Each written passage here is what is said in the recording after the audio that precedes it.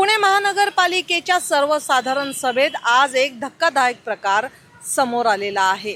कारागृहामध्ये असलेल्या सोनाली आंदेकर आणि लक्ष्मी आंदेकर यांनी थेट ऑनलाईन या सर्वसाधारण सभेला जेलमधून उपस्थिती लावली आणि या उपस्थितीनंतर विरोधी पक्ष आक्रमक झाला।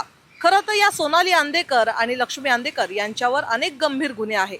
तसेच आंदेकर गटाशी यांचा थेट संपर्क आहे। या आंदेकर गटावर खून, खंडणी अशा प्रकारचे अनेक गंभीर गुन्हे आहेत आणि त्यांच्यावर मोका अंतर्गत कारवाई देखील करण्यात आलेली आहे। परंतु या सर्वसाधारण सभेला कारागृहातून थेट ऑनलाईन उपस्थिती लावल्यानंतर विरोधी पक्षनेता हा आक्रमक झालेला आहे आणि त्यांनी याच्यावर आक्षेप घेतला। मात्र प्रशासनाने काही नियमांचा आधार घेत याला परवानगी दिली। त्याच्यामुळे आता लोकशाहीचा हा वापर की गैरवापर आणि लोकशाहीचा हा चाललेला खेळखंडोबा आहे की हा प्रशासनाचा एक भाग आहे, या सर्व गोष्टींवर विविध पक्षातून खेद निर्माण केला जात आहे। आणि याच्यामुळेच आता सर्वसाधारण सभेला आरोपी देखील आपलं मत व्यक्त करणार का असा प्रश्न उपस्थित केला जात आहे।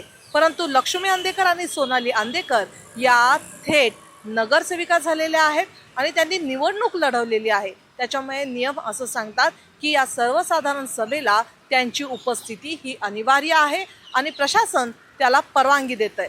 परंतु थेट जर जेलमधून हा कारभार चालणार असेल तर हा लोकशाहीचा चाललेला खेळखंडोबाच म्हणावा लागेल। व्हिडिओ जर्नलिस्ट रोहित वनकटेसह प्रतीक्षा पारखी, एलएस मराठी, पुणे।